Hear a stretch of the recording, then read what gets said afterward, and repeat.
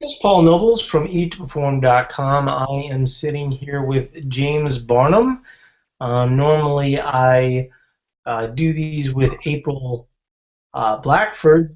April is the forum administrator for the Science Lab, which is our one-on-one side of Eat to Perform when you buy Metabolic Flexibility.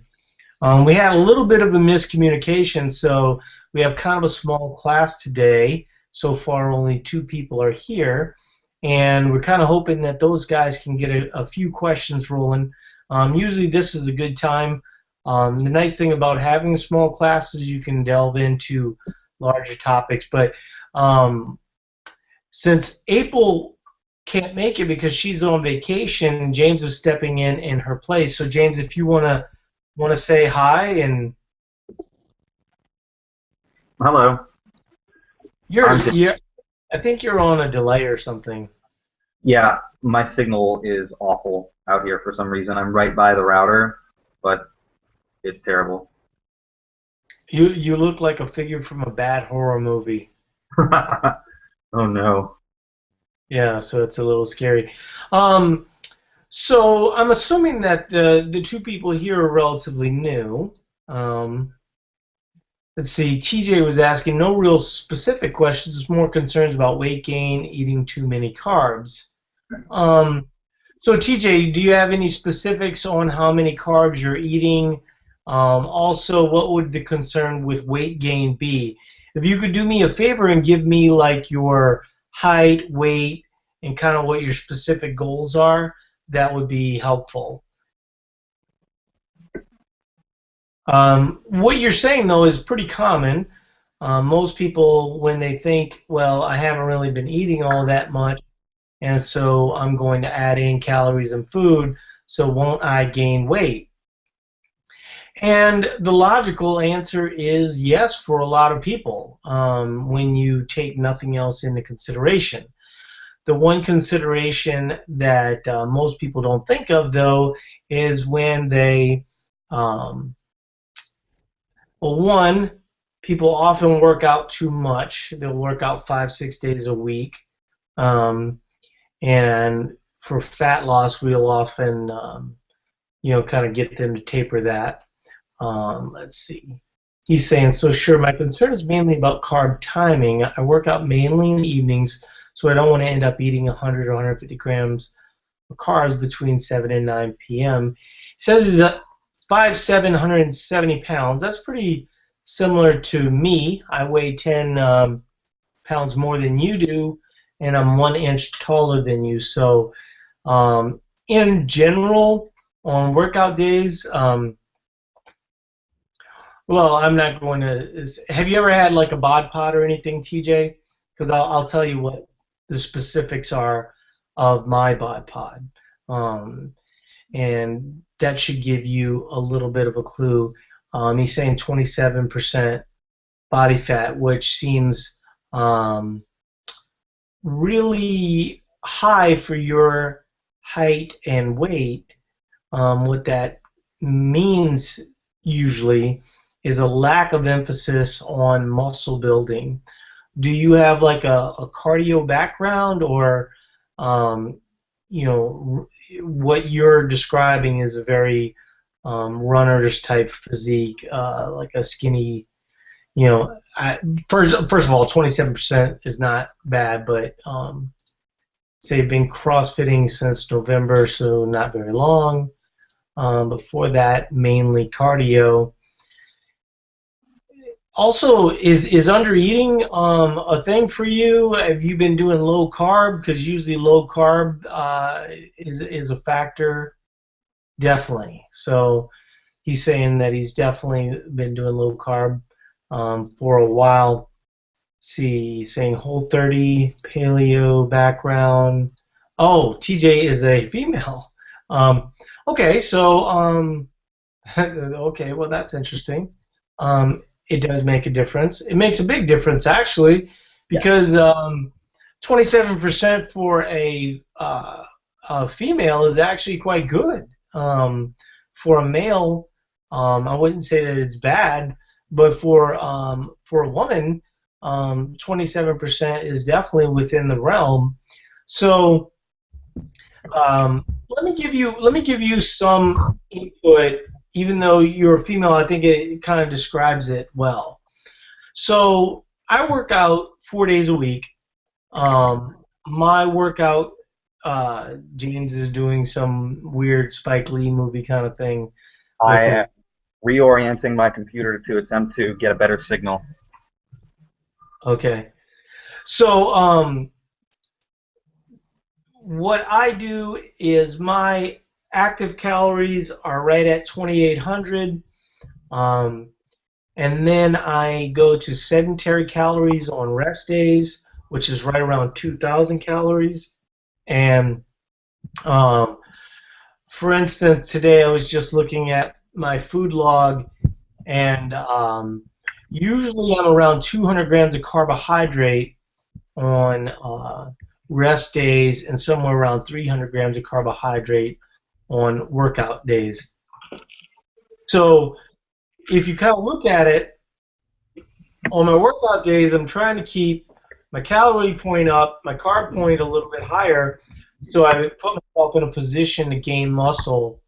And then the 2,000 is a significant decrease in a way that allows for gradual, uh, deficit that will end up with some level of fat loss. So, as a female, um, with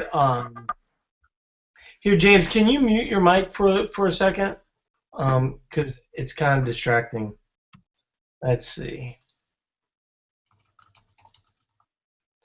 Let me pull up my calculator here real quick. Shoot. It's hiding behind something. Here we go. Okay, so if you're 170 times 73%, 0.73. So you have 124 pounds of muscle. For a woman, that's actually quite good. What I think that is probably going to be part of the equation for you is just to kind of get into that cycle that I was talking about where I don't know how recent you did your bod pod. Can you give me that information?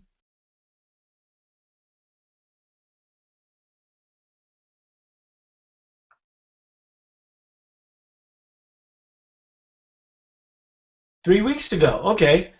So do you have it in front of you right now?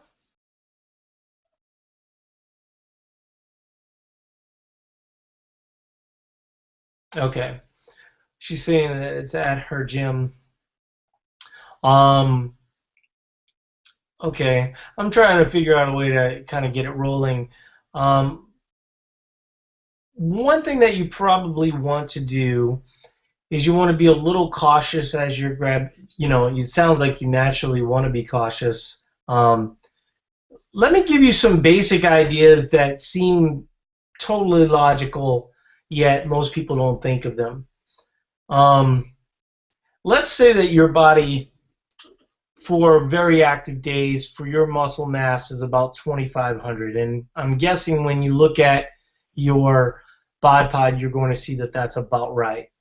That would mean that you would want to eat 2,500 calories on your. James, can you do me a favor while you're kind of sitting, laying in wait? Can you run through TJ's numbers? 5'7", 170, female, 27% body fat, and give me what her very active numbers would be. So she's saying that she's shooting for about 2,200 on my active days. Well, the one thing that I would say about that, I think that's probably a little low, but I like that. That's a good number. Was that a recommendation that you got from somebody in the science lab? Because that sounds about right. Okay, so ETP calculator. My guess is you probably used moderately active. Let's see. The lowest active level, right. How many times a week do you work out?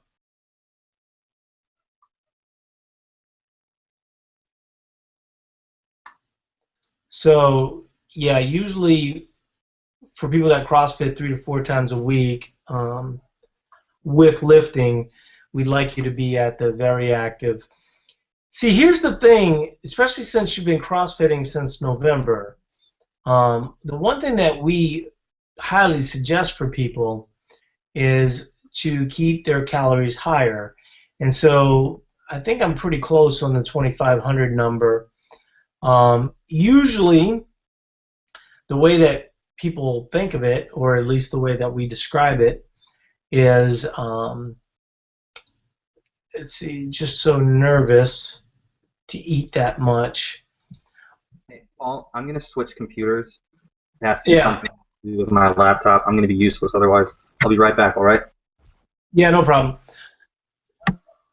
I understand that you're nervous, but what I can say is that you will often see a little bit of weight gain in the beginning because your cells aren't as flexible as they're going to be, right? So in theory, we want you using carbohydrate around your workout and then fats and proteins on the other day. But I think you're going to get a real good feel for how this works. So let's say that your workout calories were 2,500.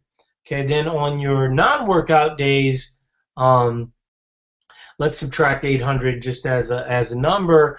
That would still put you at 1,700 on rest days. So that would work as a significant deficit. One of the things that you got to remember is when you are trying to build muscle and lose fat, usually it works a little bit slower. You don't get to lose 15 pounds as an example in 6 weeks and also retain muscle in the process. So you have to kind of go a lot slower. But you can kind of see how, when you add in the food and energy around your workout days, it allows you to work out better and you feel more comfortable lifting and things of this nature. But you're saying that and lifting in between. When you say and lifting in between, does that mean that you lift in between days, or because it sounds like you're working out like 5 to 6 days a week? Windler cycle on Tuesdays, Thursdays, and Sunday. So you're working out 7 days a week. Yeah. That is a little problematic. I'd probably want you to add, a couple rest days. How old are you, TJ? Well, okay. Now, see that you kind of bring up an interesting point. When you're 27, you can maybe get away with that a little bit. I'm 27. I can get away with a lot of stuff. Your mic is like super, super loud. Can you turn it down just a little bit? Yeah, at 27, I think that you're going to want to push it. I think that what you can do is normally, I'm trying to think of how I would have you set this up. This is how I would think of it, and I'd be interested to hear James's opinion as well. Normally, gosh, I'm really struggling where to put your food because we want to have some days that are a bit of a deficit. I kind of want you to go into these strength training sessions. Can you give me an idea at what time of day you do these strength training sessions? After work? So that means in the evening, so like 6 or 7 p.m. Okay. Here are some thoughts that I would have. In general, you're going to probably want to have your higher calorie days, and I'm okay with your higher calorie days right now being 2200, but you need to understand that, and I need your carbohydrates to go probably closer to 200, maybe even more on those days. Okay, and you go, well, gosh, aren't I going to gain weight? No, because we're going to set it up to where your strength training days are going to be lower, but not like zero carbohydrate. We're really focusing more on the calorie number than the carbohydrate number. The way that I would probably set it up for you, because you're 27, is I would have the 2200 days on your WOD days, because typically you're going to expend the most energy on those days, and so that'll give you the best opportunity to recover. On your lifting days, though, you know, I'm going to want your calories, you know, like I said, you know, somewhere between 1,700 and 2,000. My guess is you probably want them to be 1,700, so let's go with 1,700 and see how that feels. But here's what I would like you to do. In the morning, I would like you to have mostly fats and proteins and fibrous vegetables, you know, maybe like a salad for lunch. That way you kind of keep full throughout. And then you're going to be lifting at 6 to 7. You should have had an adequate amount of carbohydrate the day before, so your muscles should be okay. But then we're going to add a little bit of carbohydrate before your lifting session. Now, for myself, I would probably do something like Vitargo, but if that's not something that you use or comfortable with, you know, just having like a big baked sweet potato with like some cinnamon, you know, just whatever makes it flavorful for you would be something that I would suggest.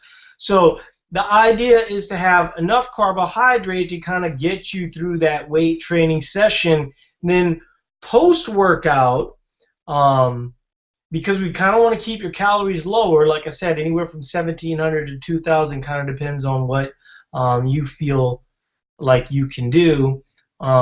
Yes, like an hour or so before lifting, or maybe like an hour and a half to 2 hours before is how I would do it, just kind of a snack. And then post-workout, I would go protein but no carbohydrate. That way we can kind of keep your calories low, but you got the initial burst of energy.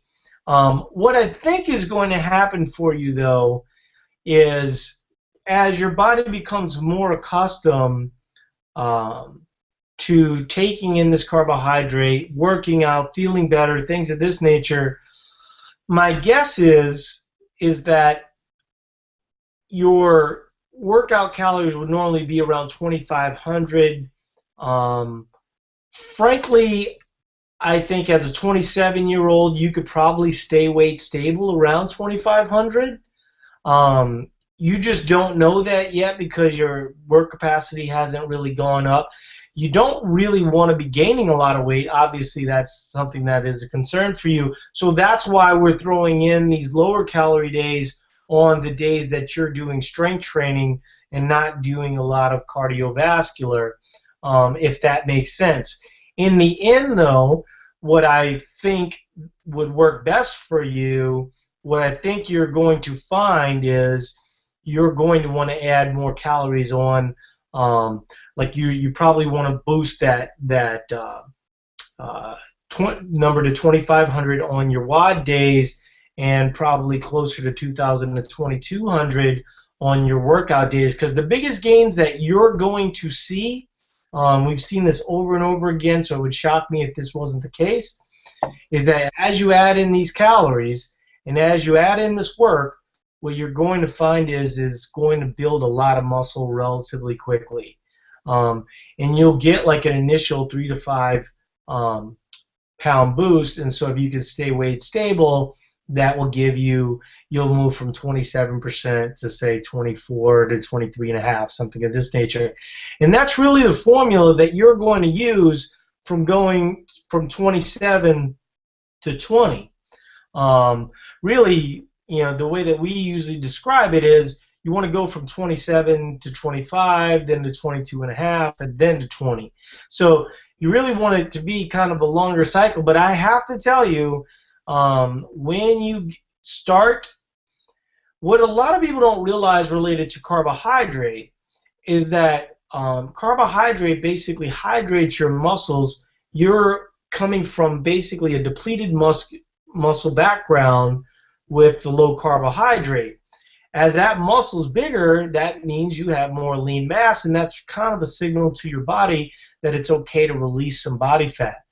And so assuming that you don't gain weight, that's ultimately what will happen. So, it's kind of a recomp. Usually with recomp, the approach is a little bit slower, but frankly, if I was in your shoes, I'd feel real good about being 27% body fat just starting CrossFit, because in the next 6 months, if you follow this plan and gradually up your calories, the person that I would definitely be in touch with if I was you is April in the Science Lab, because she can really coach you through this process. And if you can kind of consistently move more food around your workouts and not be so aggressive with the dieting, it's really the dieting that's actually sending a signal to your body to hold on to that fat. And so when we start to add food around all this working out that you're doing, your recovery is going to be better. Frankly, I think you're working out too much. That's my personal opinion. But 27 years old is kind of a magical time. You can usually get away with that a little bit. James, do you have any thoughts about what I'm saying, or any like I kind of threw out a little tweak as kind of a way for her to start this without being overly concerned. But in the end, I would like, she can start at 1,700. She can be low-ish calorie, like at 150 grams. Obviously, throughout this whole process, you want to keep your protein high. And so for you, protein high is probably going to be 120 grams, which is about 0.75 of 170. So, James, do you have any thoughts about what I'm saying? Well, I think I agree with most of what you're saying. We're about the same age, and we have about the same, not the same lean mass, because I'm a boy, unfortunately, but we're at a time where if we really push things, we can make a lot of progress, and a lot of that's going to come from building strength. Building work capacity, as you'll probably discover when you started CrossFit. My cat's meowing at me. It happens very quickly, but building strength comes very slowly, and it does kind of depend on having your calories higher. But I think an approach that I would take would be to start with lower calories, around 1,700, on days that you're doing mostly strength work, because the volume is going to be so much lower compared to your typical WOD. If you work out for 45 minutes and you do 3-minute breaks between your strength work, between your sets, you're not really doing that much in terms of overall work compared to a more cardiovascular Metcon type workout. So I think cycling from 1,700 calories up to 2,000 calories during the week, that's going to give you that's going to give you a comparison of how much you really need to eat to maintain your performance, because you may do well at 1,700 calories some days, you may do better at 2,000 calories other days, and you do need to gradually work up, as Paul said, towards 2,500 calories. The more food you can eat, the more energy you can expend during your cardio workouts, and that's ultimately going to be a good thing. That's going to result in you being able to burn through more body fat while you're at rest. We talk about it sometimes, EPOC, excess post-oxygen or post-exercise oxygen consumption, which is the amount of calorie burn that you're getting just from doing your workout while you're not working out. And that'll be increased if you can eat more food. And that's all I've got to say. I think what you set up is perfect for it, Paul. Yeah, and to be clear, I want that to be a start, not the end, and that's one of the reasons why I think that being with April is going to be a good thing. So definitely get with April in the Science Lab, and then I'm going to move on to Kim's question here real quick. The one thing that I do want to say, let's say that your active calories are 2,500, as according to BodPod. What that basically means is that's what your body wants to be at to do the things that you're doing, whether it be crossfitting or lifting or something of this nature. And it's highly dependent on your level of activity and work capacity. But one of the things that people don't understand, and it kind of, I always say this to kind of help with this fear, is if you're not over 2,500, the risk of storing body fat is not high. No matter what you eat, whether it be carbohydrate. See, that's where the carbohydrate myth gets like really bad rap. Long story short, fat is easier to store as fat than carbohydrates are, right? And so the reason why a lot of people aren't storing fat eating paleo is because they're drastically under eating. But as you're seeing, your body is holding on to fat and maybe not building muscle in a dramatic way because you're not adding that muscle hydration.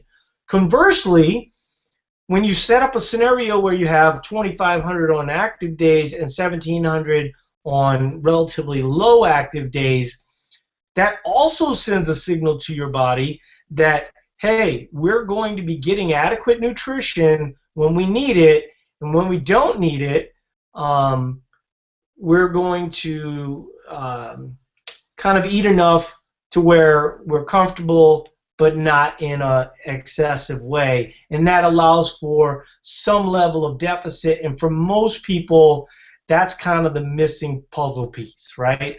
The majority of people eat the same virtually every single day, whether it be calories, whatever. My wife, struggles with this on occasion, and whenever we see that things aren't moving favorable for her, recently she's been logging, and literally for like 7 days straight, her calories were like the same exact number. And I said, you're really not going to see a lot of progress. You're going to stay relatively the same, but you're not going to see a lot of progress because you're not sending a signal to your body that, hey, we're going to go ahead and do more with more energy, things of that nature. Then we're going to use these lowish days, as a deficit. But when you constantly stay at your body actually kind of likes being at that, one number, because it's not going to send a signal to make a massive change. What we're kind of suggesting to you is a way to kind of get things moving in the correct, So I just kind of want to throw that out there because I think that, a lot of people get really super concerned about the carb number or all these other things, when in reality it's really the calorie numbers that's most important.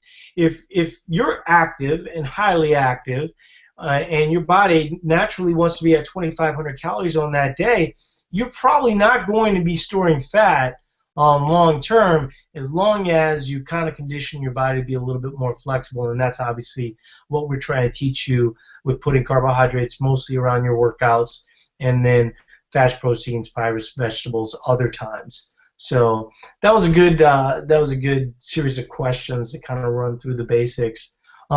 Kim's asking, I just started today and I'm using MyFitnessPal log food. It is counting all my veggies as carbs. Is that okay? I don't log veggies, and my wife does log veggies. And the reason why I don't log veggies, let me give you both the argument for and the argument against. The argument for it is that, assuming that it's logged appropriately in MyFitnessPal, you then know the micronutrients within the vegetables, and therefore you'll have some idea of, whether your zinc is right and iron is right and vitamin A and all these other things. That's the argument for doing that.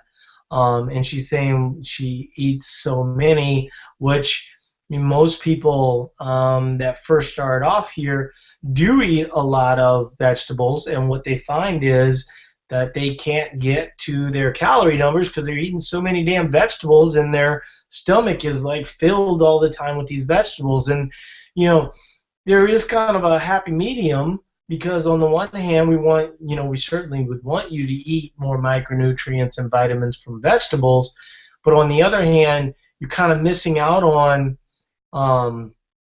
your macronutrient requirements. And so if you're constantly full, you're not going to hit your protein numbers, you're not going to hit your fat numbers. All of these are positive. The reason why I don't log my vegetables is because it's painstakingly annoying, to measure vegetables, and it's really not necessary. Most vegetables kind of net out because of fiber, and so I have found that for most people to be able to adhere to some level of logging, the best suggestion that I can make is to not log their vegetables. If it doesn't bother you, you like doing it, then I say go for it. Let's see. She's also saying that was the case today. I only got in half of my carbs. Can you give me an example of what half means? And can you tell me how many of those carbs came from starches?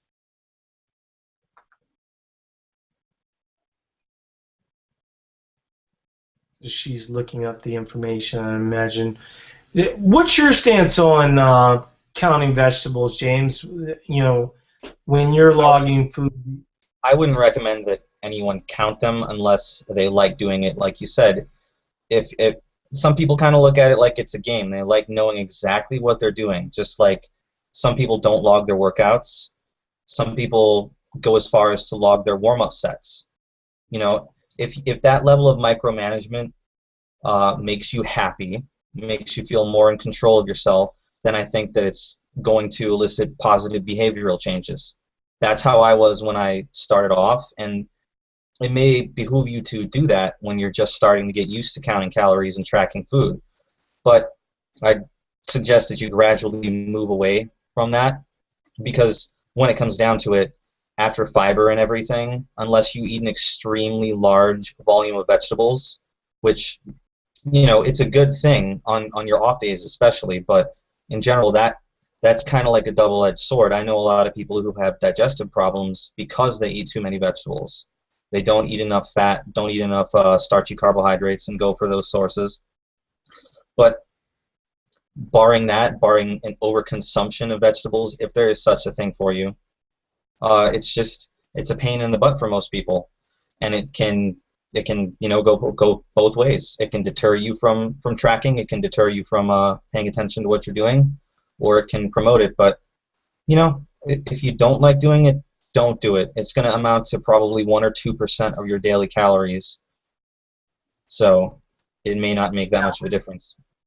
I think most people don't know about net carbs, and net carbs is where you subtract the fiber from the amount of carbs. So when you look at the net carbs of the vegetable carbs that you're eating, what you're going to find is you don't really have many usable carbs. She's told me that she's eaten 180 counting veggies. Of those 180, how much of that is from sweet potato or white rice or something of that nature? She's saying pure starch would be maybe 100. Actually, that's a good number. I would say quinoa and white rice. Absolutely, that's a good number. Definitely.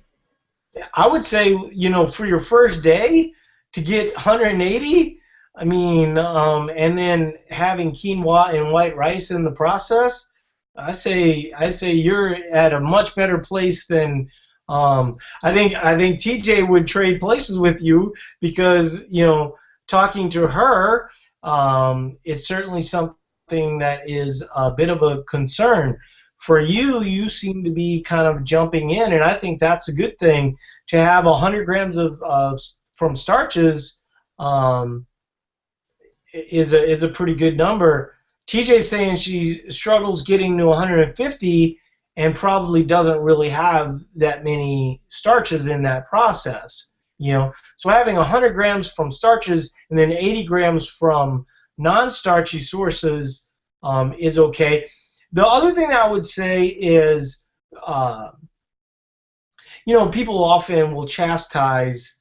She's saying stay at 100. Then I wouldn't say stay at 100, but because I think ultimately you're right. The goal needs to be 200 and maybe push to 250 and see what feels the most right. But rather than just fiber, but that sounds crazy. I don't know what part sounds crazy. If you could explain that a little bit. The 250 carbs. I mean, honestly, the 250 carbs is really not drastically different from 200 grams of carbs, especially when you're eating that many fibrous vegetables. But the other thing the argument that I make is fruit. Often people will chastise fruit, and I would say that if you're trying to get to 200 grams of carbs or 250 grams of carbs, oftentimes people will struggle getting there with just starchy sources, and I say fruit is a good option because most of them would like to stick to relatively whole foods, and fruits kind of fit in that. For James and I would say we've learned to be even more flexible than that. Vitargo, white rice, certainly, I would think, any form of potato works for me. Like the other day, I had mashed potatoes, regular white mashed potatoes, and I know some people were like, "Oh my God, that's so bad." There really isn't that great of a difference between white potatoes and sweet potatoes. The biggest difference is more vitamin A from the sweet potatoes. And so if I don't have sweet potatoes available to me, I have absolutely zero problem eating regular potatoes. I do choose sweet potatoes just because I like them more. Yeah. And so Kim's saying awesome about the fruit. And I think, for instance, if you're at 180, having a banana, will get you to 210 and see how that feels. I think that's usually a good way to go. What are your thoughts, Kim, as it relates to protein? Because one of the things for both you guys is a lot of people, like in TJ's instance, I would want her to get to 120 grams of protein. Do you think that that's going to be something that you can get to relatively easily? Do either of you use any form of supplement? Let's see, protein, I had about 100. Kim, can you give me your weight?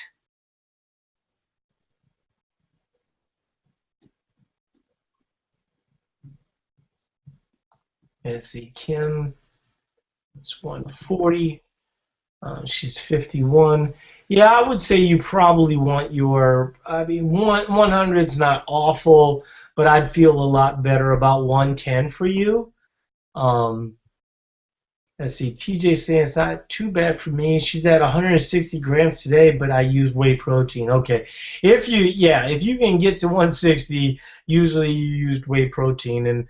And Kim, I don't know if you use whey protein. She's saying she's 5'1", she's 37. Yeah, I would highly suggest for you, Kim, that 110 should be a number you should look at. So if you're at 100, you're pretty close. I mean, like today, as an example, normally I have 3 instances of protein throughout the day.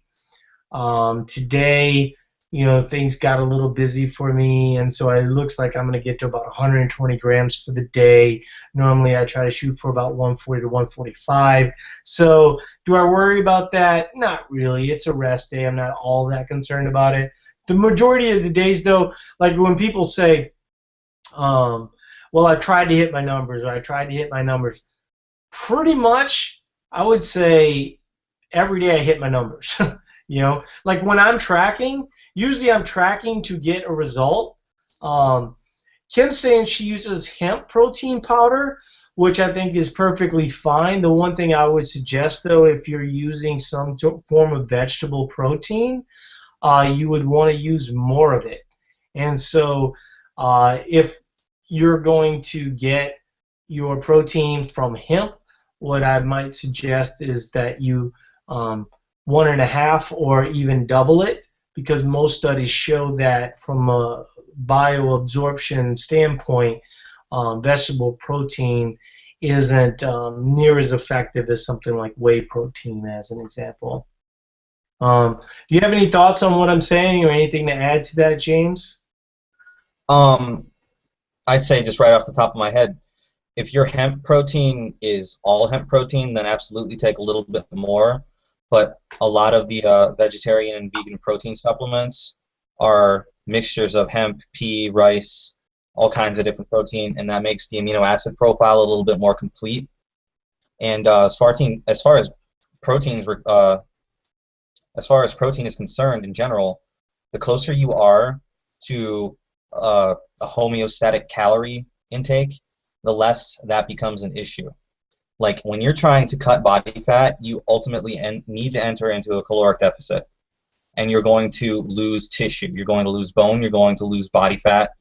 You're going to lose muscle and connective tissue, and you want to avoid that as little as possible. You want as little loss of lean mass as possible.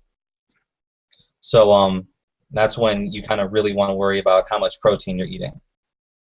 So on your days where you're not eating, like in TJ's instance, when you're eating 1,700 calories, those are the days you don't really want to let your protein slip. For example, for what I do, I'm typically going between as much food as I can shove down my throat, which is pretty close to 3,500 calories, 4,000 calories some days. On those days, I don't really worry about my protein, but on my rest days, where I'm just walking or I'm just getting light activity, I don't typically let my protein slip below about a gram per pound of body weight. That's a great point. Let me just interrupt you for just a second, James. Yeah. What he's saying is on the days that he's eating at maintenance or maybe slightly above, he doesn't need to worry that much about protein. This is one of the reasons why on your rest days, you do want to keep your protein, well, really you want to keep your protein kind of static on both rest days and workout days, but you want to probably be a little bit more diligent on your rest days. Does that mean that, like I just mentioned, I'm probably not going to get there today? I'm not overly worried about that. I'm not going to be, like I typically take about 30 to 45 grams through protein supplements on a daily basis, just because otherwise it's a little hard to get there. Am I going to be choking down protein? Sometimes, later in the evening it can make me a little gassy and stuff like that. So I'm not going to overly worry about that. But certainly going into tomorrow, which happens to also be a rest day for me, I'll be much more diligent for tomorrow. And so that's what I would suggest for you guys. But yes, Kim, I would say that you can avoid that atrophy that James was talking about by keeping a proper amount of amino acids, meaning protein, various protein profile in your system, and that will typically work as a plus. So you guys, let's see. She says she wants to drop 20 pounds of fat and build muscle, so on rest days make sure I eat the protein but carbs down on. I gotta be honest with you, Kim. Do you have any idea what your body fat percentage is? like from a bod pod or something of this nature, because from the sounds of it, you probably don't have 20 pounds to lose. Um, so I would say the first step for you is to get a bod pod. But I can tell you the way that we think of it, um, you know, we don't typically, well, for one, if you drop 20 pounds, you're not going to drop 20 pounds of fat, you know. And so, like, let's say that you drop 20 pounds in 2 months, right?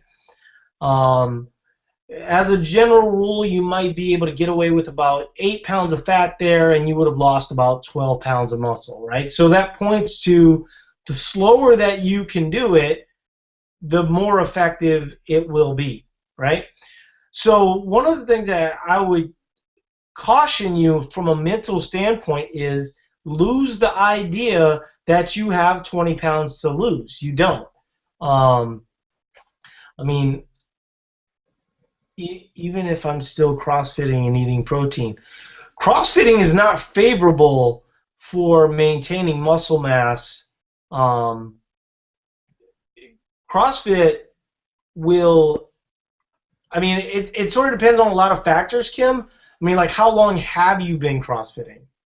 But oftentimes about a year. Okay, so you're kind of outside of that newbie gains type thing, right? So in general, what you want to do is you want to go, okay, I'm going to take the next 6 weeks and I'm going to lose 6 pounds.